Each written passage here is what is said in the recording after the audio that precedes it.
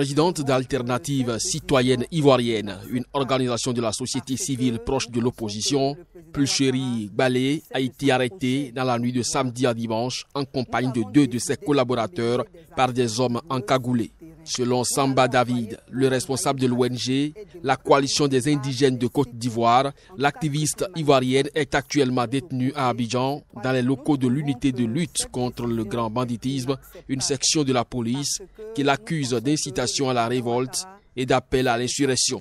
Les manifestations liées à l'annonce de la candidature d'Alassane Ouattara et interdites par le pouvoir ont eu lieu à l'appel de l'opposition et de la société civile, dont Alternative citoyenne ivoirienne. Mais ces manifestations ont dégénéré en violence pendant 3 jours, faisant 6 morts et une centaine de blessés. Selon le bilan officiel fourni ce vendredi, 68 personnes ont été interpellées pour troubles à l'ordre public, incitation à la révolte, violence sur les forces de l'ordre et destruction de biens d'autrui au cours de ces manifestations.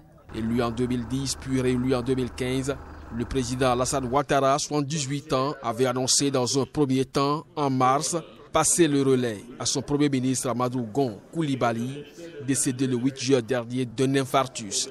Après sa mort, Ouattara a annoncé le 6 août qu'il briguerait finalement un 3e mandat. Maintenant, 60 ans après, qu'est-ce que le pays a fait? Je peux aussi souligner que quand nous faisons les appréciations, parfois il arrive qu'on ne fasse pas très attention. De savoir que le Congo a subi une colonisation qu'on peut appeler concessionnaire. C'est-à-dire qu'en partant, le colon n'a presque rien laissé. Les quelques bâtisses qui avaient été construites l'étaient pour loger leur administrateur qui était sur place. À la différence des pays qui ont connu ce qu'on appelait les colonies de peuplement, mais ces pays, dès le jour de l'indépendance, avaient toutes les infrastructures, avaient des grandes usines, avaient des autoroutes, les hôpitaux de qualité. Mais on constate, et je peux faire allusion par exemple aux pays comme l'Angola, je peux faire allusion aux pays comme le Kenya, je peux faire allusion aux pays comme le Mozambique. Absolument, il y a les dépravations des mœurs, les musiciens pensent absolument qu'il faut dénuder les filles pour danser. Ça, je n'apprécie pas du tout. Je n'apprécie pas cela, il faut vraiment faire de telle sorte que ça n'existe plus dans notre pays. Et moi, je me fais le devoir de rencontrer le ministre, en tout cas de la culture, pour lui en parler. D'accord. Vous les mamans à l'indépendance, vous ne dansiez pas comme ça? Non, mais on ne s'habillait même pas comme ça. On ne dansait pas. Bon, moi, à l'indépendance, je n'avais que 18 ans, hein, mais on ne dansait pas comme ça.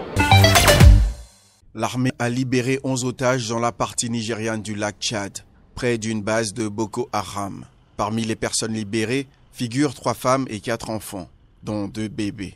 Le secrétaire général du gouvernorat de la région de Difa, Yahaya Godi, a indiqué que ces 11 personnes avaient été enlevées les 11 et 12 août par le groupe terroriste Boko Haram dans 2 villages dans la commune de Guesquerou, une commune bordant le lac Tchad dont les rives sont partagées entre le Niger, le Tchad et le Nigeria. Les ravisseurs ont été traqués par nos militaires qui ont réussi à libérer les otages alors que leur famille s'apprêtait à verser une rançon de 2 millions, soit 3 000 €. Selon la télévision publique nigérienne qui a montré des armes, des munitions, des ravisseurs récupérés. L'armée a porté un coup dur à l'ennemi, a commenté Yahaya Godi en accueillant les ex-otages. Les prises d'otages contre versement de fortes rançons sont fréquentes dans la région de Difa, exposée depuis 5 ans aux raids meurtriers des djihadistes de Boko Haram et de l'ISWAP. Le Niger doit faire face dans l'ouest à ses frontières avec le Mali et le Burkina, à de fréquentes attaques de groupes djihadistes sahéliens, dont l'État islamique au Grand Sahara. L'opposition malienne a annoncé ce lundi de nouvelles manifestations pour réclamer le départ du président Ibrahim Boubacar Keïta, avec en point d'orgue l'occupation d'une place symbolique au cœur de Bamako. Ces nouvelles manifestations sont organisées alors que les médiations internationales n'ont pas permis de dénouer la crise sociopolitique qui ébranle le pays depuis juin. Des caravanes de sensibilisation composées essentiellement de motos vont sillonner Bamako de mardi à jeudi selon les opposants. Selon les explications de Diawara Zainabou Sidibé, une proche de l'imam Mahmoud Diko, figure de proue de la contestation, les femmes des marchés, les femmes intellectuelles et les femmes des différentes communes prendront les rues jeudi pour montrer ce dont elles sont capables. Le mouvement du 5 juin, Rassemblement des forces patriotiques de Mali, a ensuite appelé à un grand rassemblement. Et ce, après la prière du vendredi sur la place de l'Indépendance, épicentre du mouvement lancé en juin par cette coalition hétéroclite de guides religieux, d'opposants politiques et de membres de la société civile. Les manifestants seront invités à camper sur la place jusqu'à samedi ou dimanche. D'autres manifestations sont également programmées les 25 et 26 août prochains. Les enquêteurs nigériens creusent des pistes sérieuses pour retrouver les auteurs de l'assassinat du 9 août dernier. 8 personnes, dont 6 humanitaires français, avaient péri près de Niamey. Selon le ministre nigérien de l'Intérieur, les investigations ouvertes se poursuivent, mais déjà, un suspect aurait été arrêté. Nous sommes actuellement sur des pistes sérieuses, comme je l'ai dit, et des pistes qui peuvent nous conduire aux auteurs de ces actes-là. Nous avons quelques pistes, quelques indices pour l'instant que nous sommes en train d'exploiter, mais nous pensons que ça va nous mener à des résultats positifs. Nous avons certaines informations qui nous donnent des indications sur des probables acteurs de ces crimes horribles. Je voudrais aussi rendre hommage à l'ONG ACTED, qui certes a suspendu ses activités pour l'instant, mais qui a pris l'engagement de poursuivre quand même ses activités dans le pays. Et il n'y a pas que ACTED, nous avons également reçu les encouragements d'autres ONG qui interviennent au Niger et qui nous ont rassurés qu'elles continueront à se déployer également dans le pays. Les violences commises à l'encontre des travailleurs humanitaires n'ont jamais été aussi élevées que l'an dernier, a annoncé l'ONU ce mercredi. C'était à l'occasion de la Journée mondiale de l'aide humanitaire.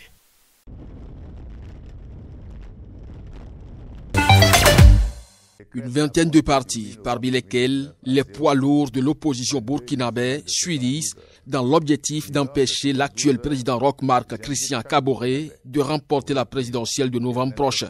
Cette coalition a à cet effet signé mardi un accord d'alliance.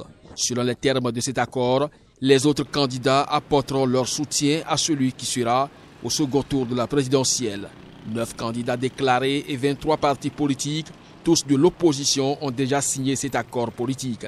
Les partis signataires visent l'alternance politique au Burkina Faso à l'issue des élections couplées présidentielles et législatives de novembre 2020. Nous avons besoin d'une alternance. Le peuple burkinabé a tant souffert, les présidents de partis comme les candidats. Nous n'avons pas d'autre choix pour donner espoir à notre peuple que de nous unir, pointe Eddy Kombeogo, président du Congrès pour la démocratie et le progrès. Selon les signataires de cet accord politique de l'opposition, la gestion du pouvoir d'État après les élections se fera dans le sens de l'intérêt général et suivant un programme commun de gouvernement. Le colonel Assimi Goïta a présidé une réunion au ministère de la Défense du Mali entre les soldats rebelles et des secrétaires généraux des départements ministériels du gouvernement de l'ancien président Ibrahim Boubacar Keïta destitué. À cette occasion, l'officier a déclaré être le chef de la junte qui a renversé la veille le président Ibrahim Boubacar Keïta, devenant du coup le nouvel homme fort du Mali. Je suis le colonel Assimi Goïta, le président du Comité national pour le salut du peuple. Donc, il était de mon devoir de rencontrer les différents secrétaires généraux pour qu'ensemble nous puissions les assurer notre soutien par rapport à la continuité du service, la continuité de l'État. Nous n'avons plus droit à l'erreur. Donc nous, en faisant cette intervention hier, nous avons mis le pays au-dessus, le Mali d'abord. Raison pour laquelle nous les avons assuré notre soutien et leur dire de commencer à travailler, car nous n'avons plus droit à l'erreur. Il était bon de se voir, de se rencontrer et de connaître les problèmes des uns et des autres. L'officier d'une quarantaine d'années est issu du Britannique militaire de Kati, dans la banlieue de Bamako, qui forme les meilleurs éléments de l'armée. Il est également diplômé de l'école interarmes de Koulikoro, à une cinquantaine de kilomètres de la capitale. Le mouvement de contestation, qui réclamait depuis des mois le départ du président malien, fêtera vendredi la victoire du peuple malien. C'est ce qu'a déclaré à la presse Tchogel Maïga, président du comité stratégique de la coalition d'opposition du M5 RFP. Des dizaines d'étudiants nigérians se sont rassemblés à Abuja ce mercredi pour demander la rouverture des écoles et des universités. Ces dernières avaient été fermées depuis le mois de mars pour endiguer la contamination de coronavirus dans le pays le plus peuplé d'Afrique. Nous demandons la réouverture de nos écoles, car le secteur de l'éducation scolaire est le secteur numéro 1 de toute nation progressiste. On nous dit qu'il y a une pandémie et ils ne font rien, parce que c'est le cas. Vous devez savoir que la seule façon de trouver un remède est la recherche. Et les recherches se font dans les institutions.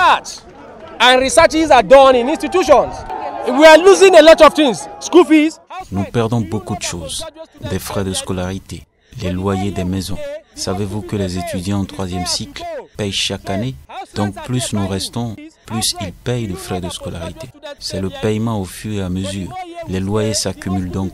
Le gouvernement fédéral nous donnera un logement à payer. 80% des étudiants vivent hors du campus. 80% of students live off camp.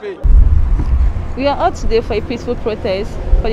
Nous manifestons aujourd'hui pacifiquement pour que le gouvernement comprenne que nous sommes fatigués de rester à la maison, que nous voulons que nos écoles soient ouvertes, que nous voulons retourner à l'école, que nous voulons obtenir un diplôme. We want to go back to school. We want to graduate. Cette manifestation des étudiants intervient alors que début août, certaines classes du secondaire ont pu ouvrir leurs portes aux étudiants qui avaient des examens, notamment ceux pour pouvoir accéder à l'université. Les mesures de confinement et de distanciation sociale mises en place en mars, quelques semaines après le premier cas de coronavirus dans le pays, sont partiellement levées depuis le début du mois d'août, avec notamment la rouverture des églises et des mosquées dans l'état de Lagos, épicentre de l'épidémie. Officiellement, près de 50 000 personnes avaient été infectées au coronavirus ce mercredi et près de 1000 sont décédés. Mais les tests réalisés sont largement insuffisants dans ce pays de 200 millions d'habitants.